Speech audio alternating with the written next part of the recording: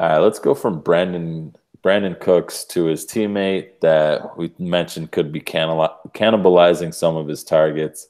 Cooper Cup comes in as our 24th guy, consensus rank 24.87. What are you guys' thoughts about Cooper Cup? Well, I was one of the guys. I think I said that he was going to be maybe cannibalizing all three of their wideouts. He is if you can get Cooks as your three, like we were kind of saying, that'd be awesome. Maybe it's more realistic that Cooper Kupp is your guy that you could get as your wide receiver three, and maybe be just as happy. Maybe not the explosive games, but he's going to get some of those red zone looks. And that, as a wide receiver, that's one of those things you should watch: is what are their red zone targets? What are their catch rate in the red zone? Things like that. What's the percent of their offense in the red zone that they're getting looks or they're getting targets or calls their way? Yeah, I love Cup this year. Last year he was the highest Rams wide receiver in PPR, finishing as the wide receiver 25. Cup and Golf have this good connection between the two of them in the red zone and on third down. Cup led all the receivers in both categories. He ranked third in the league in red zone catches and 11th in the league in third down catches. And when the play breaks down, the line's collapsing, and Gurley's not an option, I believe Golf is going to focus in on Cup, knowing he's coming across the middle, he's getting himself open, he's going left, and all of a sudden he's going right, and he's going to be the safest week-to-week Rams receiver this year. Yeah, I mean, I can see it. I think that he's a very consistent red zone threat, and that's points. He's also a very shifty guy that's going to get open in space. He's fast. He runs a really good shuttle. He's going to make defenders miss. And the fact that he's going to have guys like Cooks and Robert Woods split out outside means he's most likely going to be lining up against a linebacker or a safety or a nickelback, which athletically Cup should be able to get separation from. And I think that all those things are going to point to good things for Cup. I have him just outside my wide receiver 2 range, though, because there's just a lot of things happening in that Rams offense right now that I don't know if he can be consistent enough to maintain a wide receiver 2 kind of status. Certainly, he's at best a very low end 23, 24 wide receiver 2. He's more of a flex play, but you know what you're going to get out of him. And if you're, want the more consistent thing, you're better off playing him than a Cooks. Yep, absolutely. All right, so here's how we're going to end things out. A little bonus for everybody. We're going to give everybody a guy that we think is a lock for a wide receiver 3. And we're going to start off with Siggs. Why don't you give us your wide receiver 3? Well, looking at our top 24 already, consensus-wise, this is a guy that maybe some people got higher, but he hasn't been listed yet, and that's Marvin Jones from Detroit. He probably will be overlooked as a 2 by some people, or a lot more people, because he might have those weeks where he doesn't get a touchdown and only catches 2 or 3 balls. But, I mean, he had touchdowns in a fair chunk of games. There's 1, 2, 3, 4, 5, 6, 7. 7 games he had a touchdown in, and 2 of those games he had 2 touchdowns in.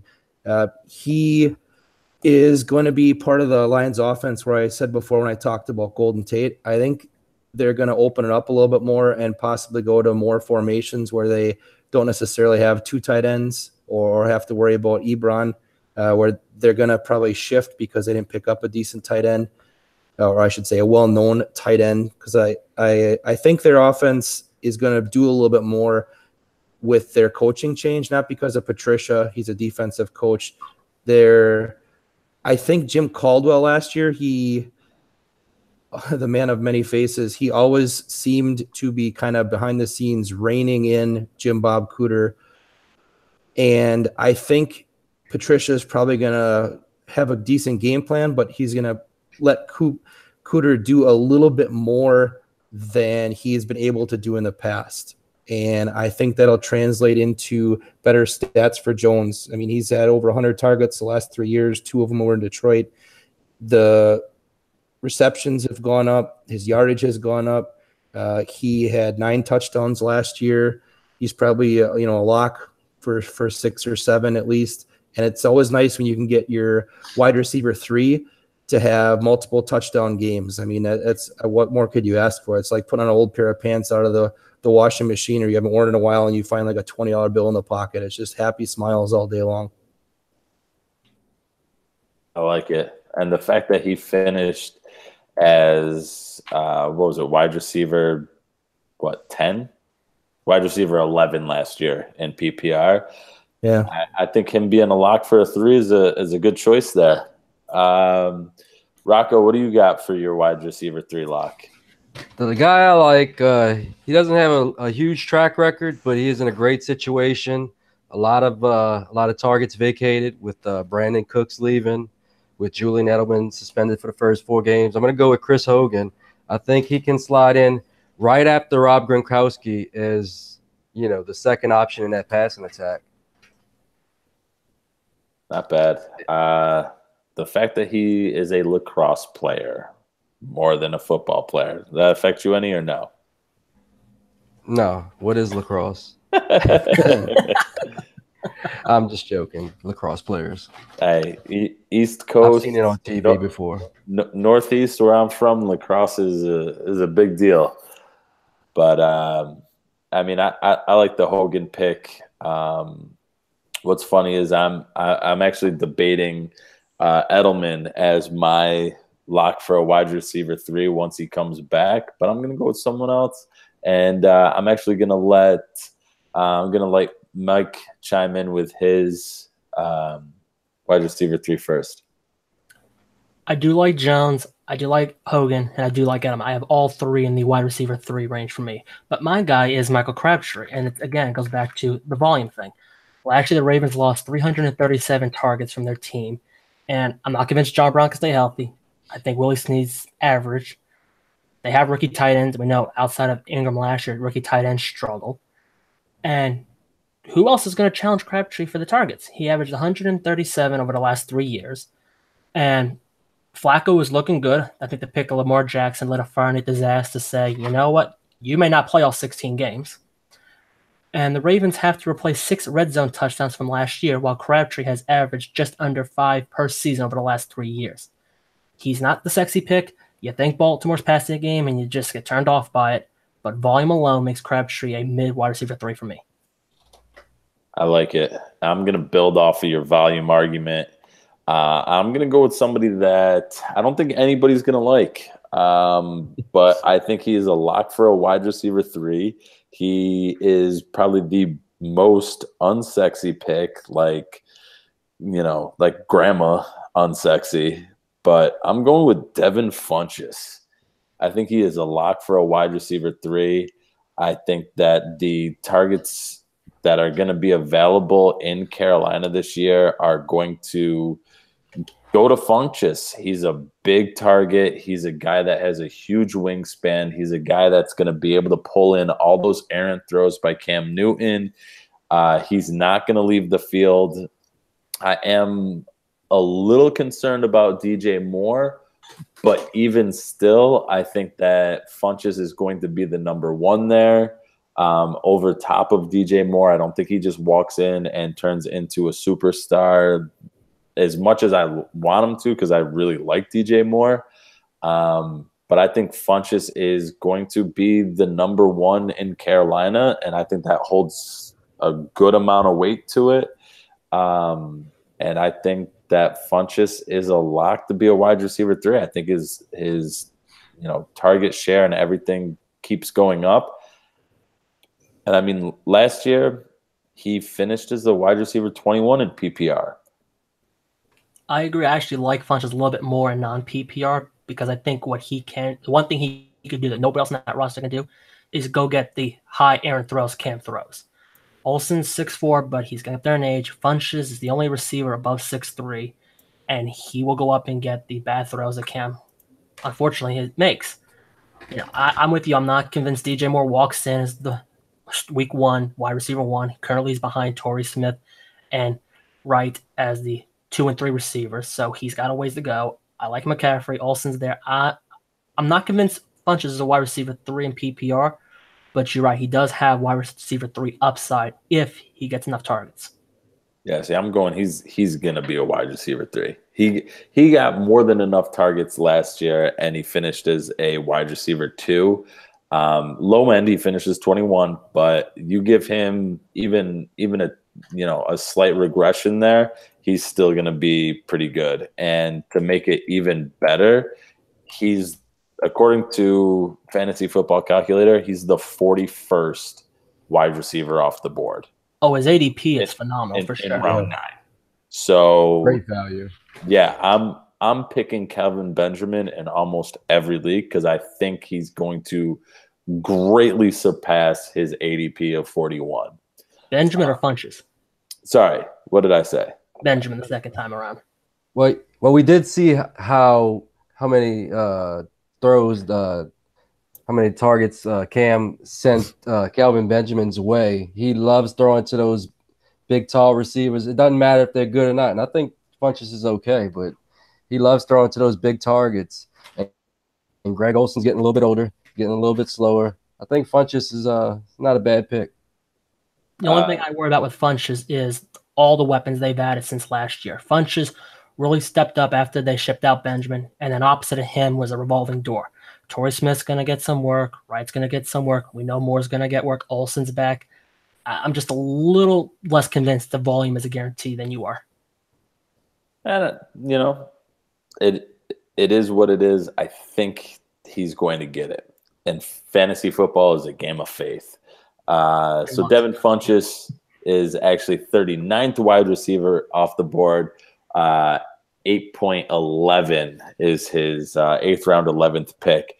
And see, my brain was working too fast because we're going to give the listeners one more bonus here of a sleeper kind of guy that's being drafted a little bit later as well. That's going to be a good pick. And my guy's Kelvin Benjamin, who is pick 41, round 9. And Kelvin Benjamin, for the same reasons as Funches, you can't go wrong with a massive target, especially for who's going to be the quarterback in Buffalo. Doesn't matter. It's going to be trash. And guess what? They're going to make terrible throws. And who's going to be the guy that's going to be able to catch all those things? Kelvin Benjamin. If you watched him so far in the preseason, yes, he's still big. He's not nearly as fat as he was when he came back, what was it, last year or the year before?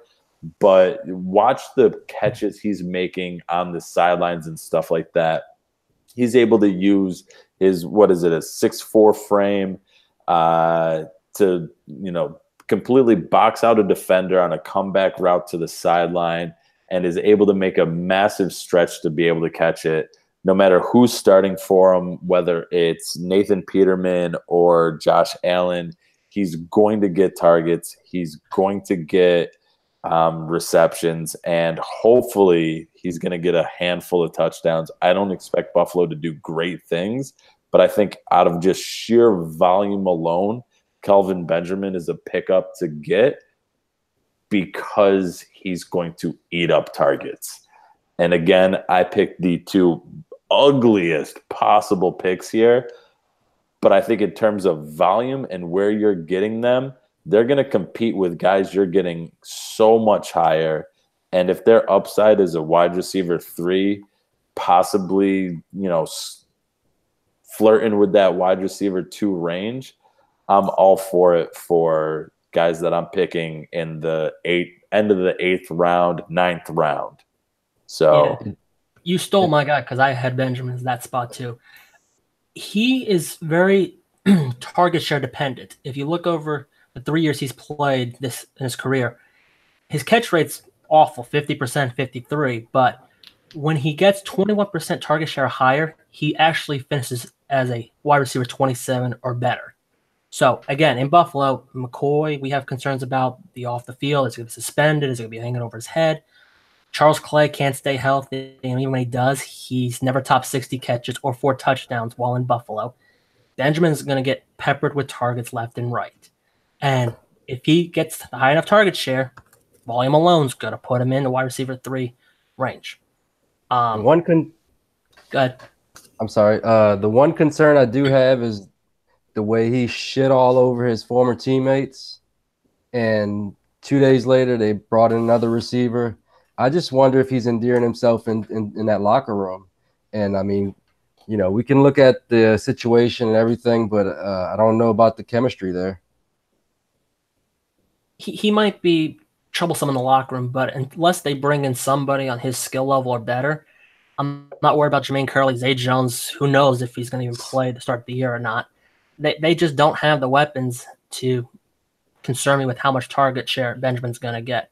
Allen likes to throw the ball deep. He's not very accurate, obviously. And both things bowl well for Benjamin thanks to a 6'5" frame. And I think Coleman, he just don't have enough time to really get in. Yeah, I never understood the Corey Coleman's going to Buffalo. Now he's got a higher fantasy value. He went from Tyrod Taylor to Josh Allen to having Josh Gordon and Jarvis Landry taking away coverage to Calvin Benjamin. Coleman, to me, is not even worth drafting even in a bigger size 14-team league. It's because the narrative has always been that Calvin Benjamin is too fat to move and isn't going to do anything for you. And Zay Jones wasn't the superstar that everybody thought right out of the gate, which, I mean, people have been spoiled recently, especially since the 2014 class of wide receivers, where you had guys that came in and dropped 1,000-yard seasons, that had 90-catch seasons. Like, people have been so spoiled recently that if a rookie receiver doesn't have some kind of phenomenal season, everybody starts, poo-pooing all over them. Bring out the bus label. Yeah, and the fact of the matter is, receivers take time to develop. It's the same thing with tight ends. Tight ends take time to develop. You got to give these guys that opportunity to actually develop. Enough of my sleeper. Let's move down the line. Who's next? Somebody jump in with your sleeper. I can do one of mine. Kind of for the same reasons that we were talking about Demaryius Thomas being successful. A guy that was on a down year last year, kind of injury-ridden, banged up. He's a little bit older in age, but word is out of Broncos camp that he is getting healthy and is going to be healthy for the season as Emmanuel Sanders. I've mentioned his name, and I keep giving all these descriptions of the guy.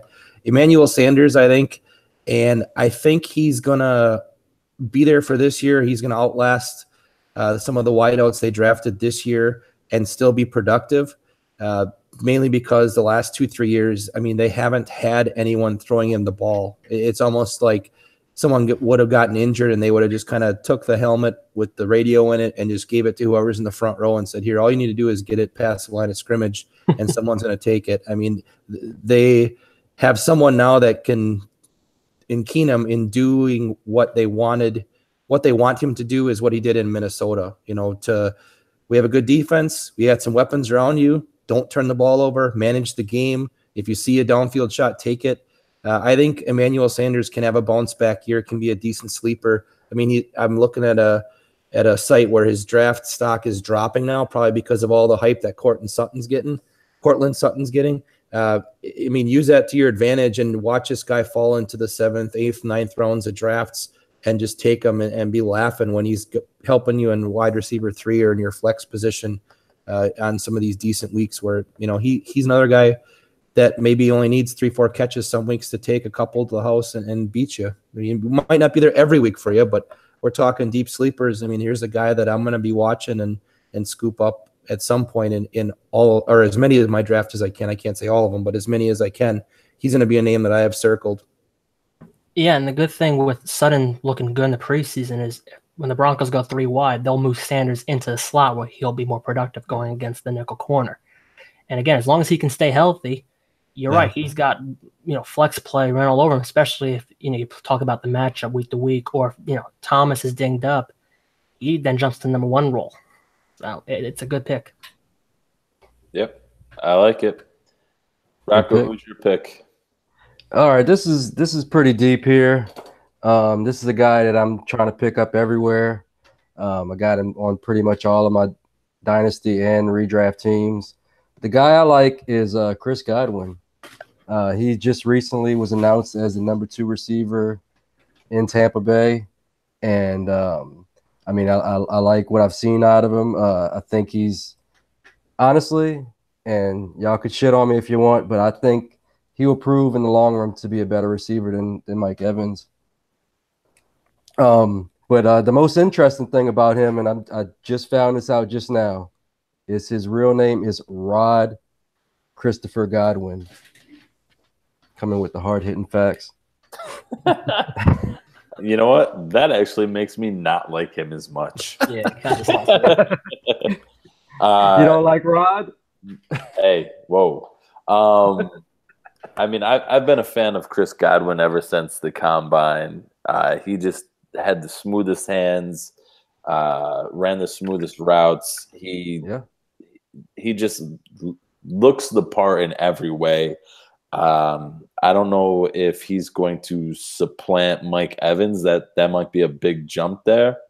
No, that's not going to happen. I can definitely see in this year, I could see him supplanting Djax. I think that's easily going to happen. And if that does happen, I could see him definitely putting up wide receiver 3 numbers, especially later in the year, because Djax will probably get a soft tissue injury, miss a couple of weeks. And once that happens, that's all Chris Godwin needs to show up. And that's exactly what he did at the end of last season. So I like that pick. Yeah, I mean, it might not be efficient, but that Tampa Bay team is a volume offense, and they have enough volume to go around to get him wide receiver 3 numbers. Yep, I like it. And Mike, you're gonna finish us out with your sleeper. You got a new one since I stole Benji from you. Go ahead. Well, I wouldn't so much call this guy a sleeper as an underappreciated individual. Currently, he's going, according to Fantasy Football Calculator, as the wide receiver 75 in the 14th round, Rashard Matthews. Now, I know there's a lot of hype around Corey Davis. I am one on that hype train, and Tywan Taylor has looked great in the preseason. But Rashard Matthews last year, despite how god-awful that Tennessee offense was, finishes the wide receiver 37 in PPR and was pretty consistent week to week. Caught 61% of his targets, just short of 800 yards, only 4 touchdowns. But again, when Mary only throws was like 14 all year long, it's not bad. I know he's dinged up right now. He's currently on PUP. Hopefully he's ready to go week 1. If he's not, forget everything I just said. But Corey Davis has a history of hamstring issues, and if that comes to flare up on him again during the season, Matthews becomes the default one again, and Mariota's got to throw to somebody on the outside. Yeah, I definitely don't mind it. Rashard Matthews was just outside that wide receiver 3 mark last year at the end of the year. And anything is better than exotic smash mouth.